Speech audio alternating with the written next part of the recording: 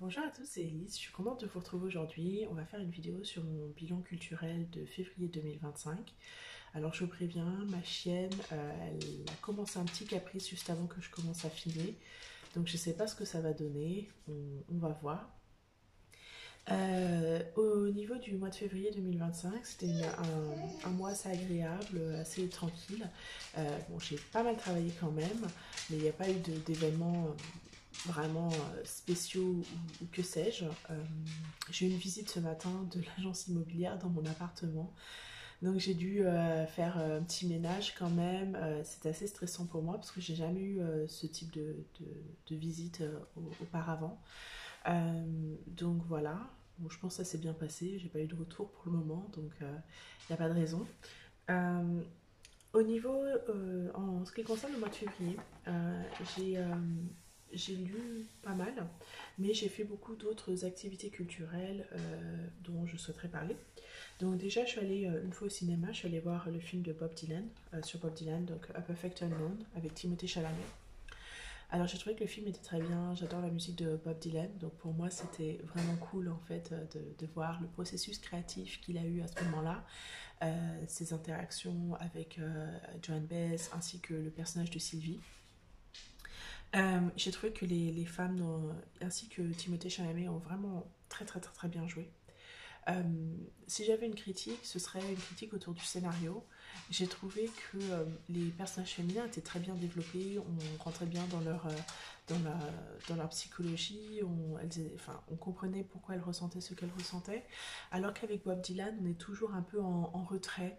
On n'a pas forcément, on comprend pas forcément en fait pourquoi il est comme il est.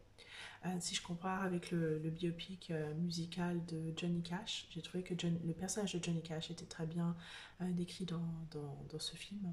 Euh, je sais pas, je suis un peu restée sur ma faim autour de qui était le personnage de Bob Dylan, bien que j'ai vraiment adoré le jeu des acteurs, la musique, les décors. Euh, il restait un petit quelque chose que j'avais du mal à expliquer, à comprendre. Mais c'était un très bon film, je l'ai regardé en VO sous-titré au cinéma. Euh, donc je recommande. Ensuite, une de mes étudiantes m'a parlé d'une série qui s'appelait Made in France, qui était sur France TV. Donc je l'ai regardée, c'était une série très mignonne, j'ai regardé en une soirée. Il s'agissait d'une femme qui est trompée par son mari et elle décide d'aller confronter la maîtresse de son mari qui travaille pour une grande maison euh, de maroquinerie française. Et donc, elle est recrutée pour devenir son assistante. Et voilà, il y a plein d'aventures qui se passent à partir de là. C'était très mignon, j'ai beaucoup apprécié. J'aimerais bien qu'il y ait une deuxième saison, on verra bien. Finalement, j'ai aussi recommencé à regarder la série True Blood que j'avais regardée quand j'étais beaucoup plus jeune, quand c'était sorti réellement. J'avais lu aussi tous les livres, toute la série de Southern Mysteries. Donc je sais qu'à partir de la saison 4, enfin, si je me souviens bien, à partir de la saison 4, ça ne suit plus du tout les livres. Euh, mais voilà, j'ai retrouvé avec joie cette série, bien que ma perspective sur les personnages a complètement changé entre-temps. C'est intéressant, quand on vieillit, bien sûr, les choses qu'on pense sont vraiment différentes. Je serais intéressée de voir si je regardais à nouveau Gossip Girl, si je serais toujours une fan de Chuck et Blair. Je pense pas, mais voilà, ce sera intéressant. Au niveau des podcasts, j'ai pas écouté beaucoup de podcasts ce mois-ci. J'ai réécouté beaucoup de choses que j'avais déjà écoutées au préalable. Mais un podcast que j'ai écouté, donc moi, vous savez, je suis très fan de Sophie Fontanelle. Je trouve que c'est un exemple magnifique de femme qui vieillit, qui accepte de vieillir avec joie, qui profite de la vie, qui, euh, qui a un peu oui, qui profite de la vie, qui est hédoniste et qui vraiment aime l'esthétisme, aime la beauté, qui se laisse porter par ça et qui a des pensées très complexes sur le sujet. Donc j'aime vraiment cette personne. Ou sa manière de penser. C'est mes snacks, c'est pas tes snacks à toi, c'est mes snacks. Toi, t'as déjà mangé. Désolée. C'est une petite voleuse, hein, il faut faire attention. Donc voilà, j'ai regardé j'ai écouté un podcast voilà, de Sophie Fontanelle qui traitait voilà, de sujets très très variés. C'était sur le titre du podcast, c'était Habitude. Enfin, je mettrai le lien dans la description si j'y pense. Ensuite, je suis allée à une conférence dans ma ville autour de Machiavel qui était vraiment, vraiment fascinante. Bien sûr, j'avais lu Le Prince et j'avais eu un avis assez mitigé. Donc moi, quand j'ai lu Le Prince, j'ai beaucoup apprécié parce que ça m'a donné une grille d'analyse de la société, enfin, la société actuelle. Mais aussi, je trouve que c'est un livre qui est très bien à lire, justement quand on aime la littérature, quand on veut analyser certains personnages, particulièrement les personnages antagonistes. Je trouve que il y a beaucoup de choses qui sont mentionnées de manière en fait de prendre le contrôle, de garder le contrôle, que l'on peut transférer en fait du prince de Machiavel à certains personnages. Et, euh, et donc j'étais très très intéressée. Donc le conférencier, le maître de conférence a parlé voilà, du personnage de Machiavel, de l'utilisation du prince. Il a un peu essayé de démocratiser cette lecture et de l'utiliser voilà, comme grille d'analyse et non pas comme mode d'emploi, on va dire. Finalement, un mouvement qui se déroule sur le TikTok américain, un mouvement d'éducation, de sensibilisation, et que je trouve absolument fascinant et j'apprécie beaucoup. C'est le concept, enfin, ce qui s'est passé avec Hillman Talk durant la fin du mois de janvier, le mois de février, où le docteur, la professeure docteur Barlow, qui est professeur de African American Studies, a fait des TikTok en fait pour ses étudiants dans l'université dans laquelle elle étudie, et beaucoup de personnes ont été très très intéressées par justement le cursus qu'elle proposait. Et donc on commençait à la suivre, à vraiment créer un engouement, tout un mouvement autour de l'éducation, particulièrement durant les 4 prochaines années du mandat de Donald Trump, où beaucoup de femmes noires et d'hommes noirs en fait ont décidé de se recentrer sur eux-mêmes. Je trouve que c'était un super mouvement. Bien sûr, il y a plein de cours que vous pouvez consulter, d'introduction à l'histoire des États-Unis. Attendez, j'ai regardé, j'ai essayé. Alors, il y a beaucoup de choses sur l'éducation, sur la sociologie, sur les technologies, sur le commerce, etc. Donc, il y a beaucoup de cours de professeurs qui sont universitaires, qui sont spécialisés dans certaines choses. Moi, j'ai suivi un cours sur la métaphysique, que je trouvais absolument intéressant, ainsi que sur l'herbalisme, sur la décoration, voilà, la décoration avec avec une conscience en fait panafricaine, donc vraiment aussi intéressant avec une esthétique en fait panafricaine, vraiment fascinant. Donc il traitait des couleurs, des formes, des, des voilà des styles en fait qui sont vraiment africains. C'était vraiment vraiment super intéressant. Donc je vous conseille de regarder, de consulter. Enfin, si vous parlez anglais, bien sûr, ça va être très difficile de trouver des choses en français.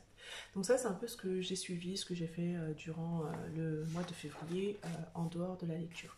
J'ai aussi recommencé, c'est un bien grand mot.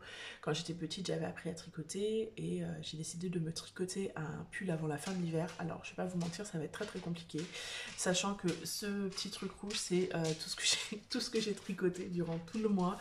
Donc ça va être compliqué, effectivement, de finir le pull avant la fin de l'hiver, mais on verra bien.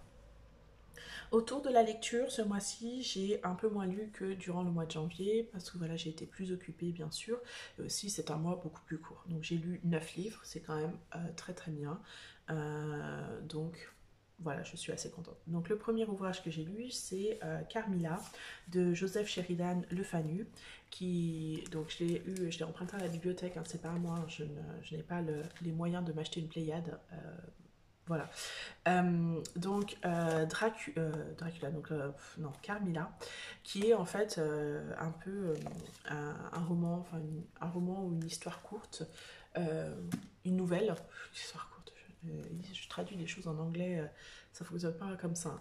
Donc une nouvelle sur une jeune femme qui rencontre une autre jeune femme qui est absolument pas fascinée par celle-ci. Elle décide qu'elle devienne de meilleures amies. Et aussi, il y a vraiment beaucoup de romantisme, de sensualité dans la manière dont la relation entre ces deux jeunes femmes se développe. Et à mesure où elle accepte, elle fait rentrer cette personne dans sa vie,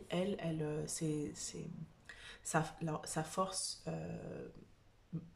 sa force vitale en fait se dépérit et donc elle perd de plus en plus de force. J'ai vraiment vraiment apprécié cette nouvelle. Il y a tellement de sensualité dedans, de mystère, c'est doux, c'est poétique, c'est une relation entre deux jeunes femmes qui est qui est vraiment très sensuelle, très sexy d'une certaine manière. Le fait aussi que voilà, les hommes autour d'elle essayent de la protéger. J'ai vraiment adoré cette lecture, ça se lit très bien, c'est très très rapide. Avant de retourner ce livre d'ici une semaine, j'aimerais bien lire Dracula, mais on va voir au niveau temps ce que ça donne. Alors, donc Carmilla. Ensuite, j'avais commandé un petit peu avant Noël le livre de Nesrin Slaoui qui s'appelle Notre dignité, qui a une couverture absolument magnifique. Ce livre, cette couverture est d'une beauté. Voilà, c'est très très beau. Alors, j'ai lu ce livre et ça a été tout comme son premier ouvrage. Alors peut-être que je trouve que les ouvrages, que Nesrin Slaoui parle beaucoup mieux de ses ouvrages qu'elle ne les écrit. Ça a été une lecture particulière. Alors moi, le thème, il m'intéressait vraiment. Un féminisme pour les maghrébines en milieu hostile. Et tout comme illégitime, Nesrin Slaoui écrit de la non-fiction pour parler de son expérience. C'est pas très poussé. C'est pas très poussé. Le thème est intéressant, ça pose la problématique des femmes maghrébines en France, très important. Le texte est sourcé, mais en fait, comme je disais, tout comme dans Illégitime, c'est vraiment tout basé sur la perspective de Nesrin Slaoui. Alors que si on parle de les maghrébines ou illégitimes avec un S, il y a cette idée de quelque chose d'universel, quelque chose qui est retrouvé pour beaucoup de personnes, alors que c'est vraiment particulièrement son opinion, qui est valide, hein, je pense, mais il manque quelque chose, donc voilà, je vais vendre ce livre sur Vinted, donc voilà, juste je tenais à vous le dire. C'était bien, mais empruntez-le à la bibliothèque s'il est disponible, ou achetez-le moi si vous voulez. Mais c'était pas tout comme illégitime, je suis un peu restée sur ma faim, je l'ai lu, c'était facile à lire, c'était bien sourcé, mais ok. Ensuite, j'ai lu Le Colonel Chabert de Balzac, que je n'avais jamais lu. J'ai pas lu de Balzac presque de toute l'année 2024. C'est pas mon Balzac préféré. En revanche, je trouve que c'est une très bonne représentation en fait du système judiciaire, à quel point en fait ça retourne, c'est violent, que même si une personne en fait est dans son bon droit, mais que la personne décide de se battre contre une instance qui a beaucoup plus de moyens, qui a beaucoup plus de pouvoir symbolique, de pouvoir social, de pouvoir économique, même si tu es dans ton bon droit selon la loi, eh bien tu ne vas pas obtenir en fait gain de cause parce que le processus judiciaire va vraiment te retourner. Donc c'était pas ma lecture préférée, c'était pas ma lecture préférée, mais je pense que c'était vraiment très très intéressant. Et voilà, j'ai quand même apprécié cette lecture. Ensuite, donc, Pierre Bourdieu, L'insoumission en héritage, qui a été écrit sous la direction d'Édouard Lee. Donc, il y a plusieurs auteurs qui ont écrit des chapitres pour cet ouvrage. C'est un livre qui est intéressant. Mais qui illustre la déification qui est faite de Pierre Bourdieu, la sacralisation de son œuvre. Il y a beaucoup de choses qui sont plus ou moins justes, mais on sacralise tellement Pierre Bourdieu et on pense que tout ce qui s'est passé les 20 dernières années avec l'avènement d'Internet, des réseaux sociaux, n'a pas eu d'impact en gros sur les recherches bourdieusiennes ou les analyses bourdieusiennes, alors que cette visibilité de toutes les autres classes sociales, bien sûr que ça a eu un impact sur les gens. Il y a vraiment au niveau de chacun chapitre, tous les auteurs ne sont pas forcément, n'écrivent pas forcément de la même manière. Et donc tout n'est pas forcément accessible dedans. Bon, c'est bien, mais si vous avez déjà lu Bourdieu, est-ce que c'est vraiment nécessaire? Je ne sais pas. C'est vraiment, oui, c'était un peu comme... euh, oui, ça a été écrit pour les 10 ans de la mort, après la mort de Pierre Bourdieu, mais voilà, c'est la déification de Pierre Bourdieu et, et le manque de nuances des gens, le manque de nuances et la rigidité autour de ce que les gens ont compris de Pierre Bourdieu, pas forcément de ce qui est indiqué. Ensuite, clairement le meilleur livre de février 2025. Et vraiment pas le livre le plus... c'est vraiment pas la chose la plus longue. Le roman La chambre de Giovanni de James Baldwin. Ce livre est ce roman, cette histoire est une beauté. C'est complexe, il y a tellement de thèmes qui sont adressés. Et j'ai été vraiment, vraiment émue. Je pense, donc, au niveau des thèmes principaux, bien sûr, il y a l'homophobie, voilà, l'homosexualité refoulée, l'homophobie du personnage principal, sa lâcheté, sa froideur, son autodestruction, son rejet de l'amour impossible dans les années 50. Quant à Giovanni, voilà, il est déclaré comme il était beau, généreux avec son amour, mais il a été utilisé par absolument tout le monde.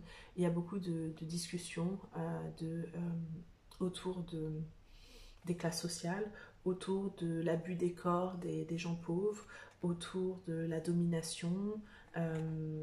Vraiment, j'ai tellement aimé ce livre et la fin m'a laissé...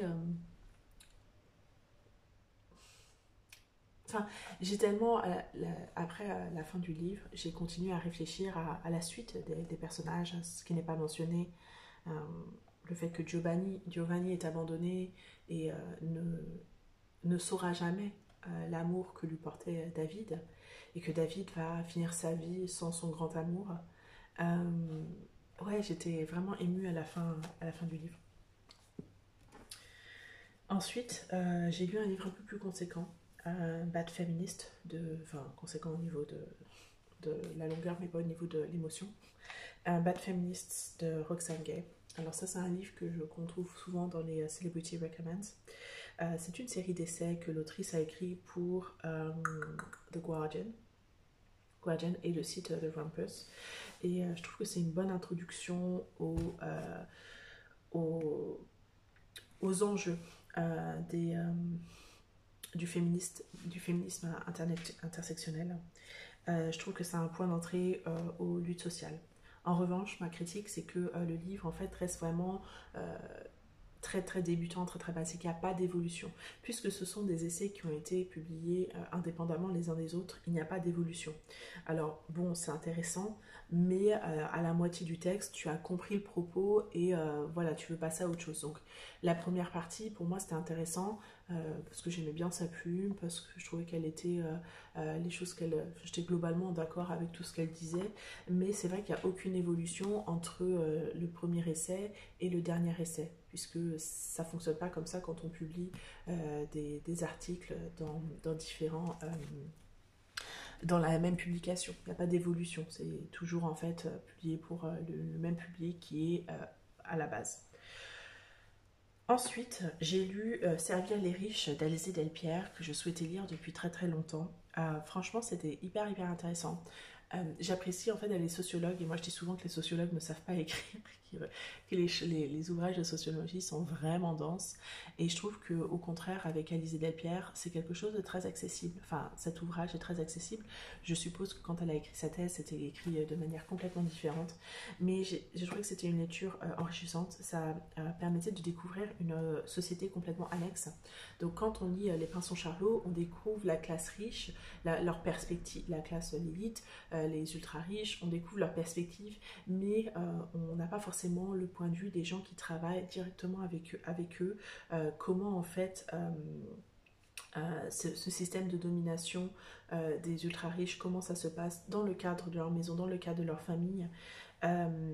En fait, c'était vraiment dingue quand je lisais parce que la relation que les domestiques avaient avec les familles pour lesquelles ils travaillaient, c'était vraiment, j'avais l'impression que c'était comme un culte. Il y avait vraiment voilà, ils mettaient les gens sur un piédestal, enfin, ils considéraient ces gens comme leurs supérieurs d'une certaine manière, tout en les critiquant, tout en pensant qu'ils sont tout aussi intelligents, tout aussi valeureux, tout aussi compétents.